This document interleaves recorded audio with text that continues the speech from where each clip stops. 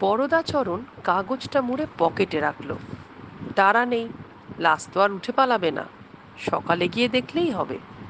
সকালে দেরিতে ঘুম থেকে উঠে একটু গড়িমেষি করে যখন বড়দা মজা পুকুরের কাছে পৌঁছলো, তখন সেখানে লাশ টাশ কিছুই দেখা গেল না।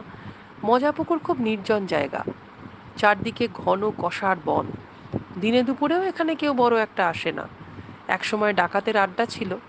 ডাকাতে কালীবাড়ির ধ্বংসাবশেষ আজও বিদ্যমান।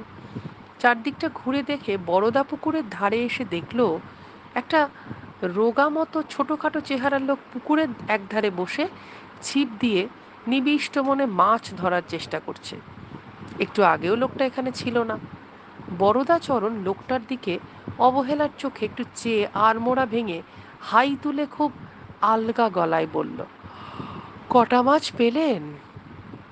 লোকটা বরদাচরণের দিকে ফিরেও তাকালো না, কিন্তু চাপা গলায় বলল, একটা মাছ ধরবো বলেই বসে আছি, বড় মাছ, খুব লেজে খেলাচ্ছে। বরদাচরণ একটু হেসে বলল, বড় মাছ ধরতে হলে বুঝি উপযুক্ত টোপ চাই, তাই না?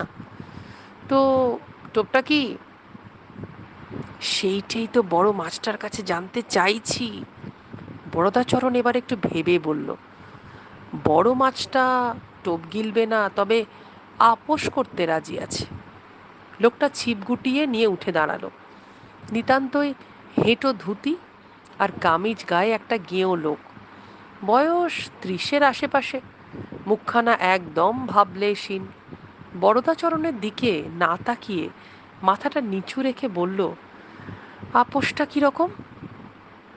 পটলবাবুকে মোহিত সেজে আমি সরিয়েছি বটে, তা বলে আমি তার সমর্থক নই। লোকটা আমার মক্কেল, তাকে রক্ষা করা আমার কর্তব্য।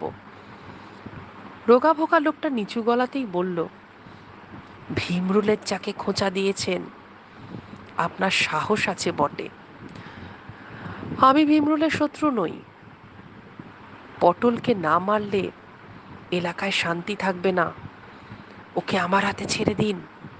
মাথা নেড়ে বড়দা বলল, তা তো হয় না, তাকে মারলে আমার শর্ত ভঙ্গ হবে যে। তাহলে তো ভীমরুলের সঙ্গেই শত্রুতা করতে চান আপনি?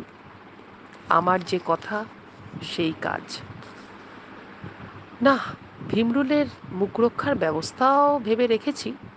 কি ব্যবস্থা? পটলকে বলেছি, প্রাণে বাঁচাতে গেলে তাকে দেশ ত্যাগ করতে হবে এবং অন্য জায়গায় অন্য নামে বেঁচে থাকতে হবে। পরিবারের সঙ্গে সম্পর্ক রাখা চলবে না। সে যে বেঁচে আছে এ কথা কেউ জানবে না। সে যদি কখনোই তল্লাটে আসে, না, সে ভয় আর নেই। আপনার ভয় সে আধমরা। আর শ্রীমন্তর টাকাটা? পটল আমার সঙ্গে পালানোর সময় নগদ 5,10,000 টাকা আলাদা করে শ্রীমন্তের জন্য নিয়েছিল। টাকাটা কাল রাতেই শ্রীমন্ত পেয়ে গেছে। ভীমরুল এবার একটু হাসলো, বলল, চোরের ওপরে বাটপাড়ি করেছেন, তবু আপনাকে ছেড়ে দিচ্ছি, আপনি একজন গোয়েন্দা। ধন্যবাদ। ছোটোখাটো লোকটা ছিপ হাতে কষার বনের মধ্যে ঢুকে কোথায় যে চলে গেল কে জানে। বরদাচরণ বাড়িতে ফিরে এসে তার দোতলার ঘরের পাশে পুরনো লেপ্তশোকের মস্ত কাঠের বাক্স খুলে পটলবাবুকে বের করলো। পটলবাবু তখন চি চি করছেন। তা পটলবাবু, এবার কি করবেন? প্রাণ রক্ষা করো বড়দা, তারপর কি করব ভাবা যাবে। প্রাণের ভয় আর নেই। ভীমরুল শর্তাধীনে আপনাকে রেহাই দেবে, কিন্তু আপনি যাবেন কোথায়? হিমালয়ে। সাধু হবেন নাকি?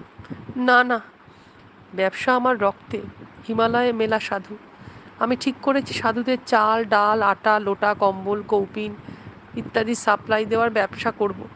সাধুদের সাপ্লাই দেবেন? টাকা দেবে কে? ভক্তরা দেবে বাবা, ওসব আমার ছক করা আছে। পটলের ব্যবসা বুদ্ধি দেখে বড়দা বেজায় অবাক হয়ে গেল।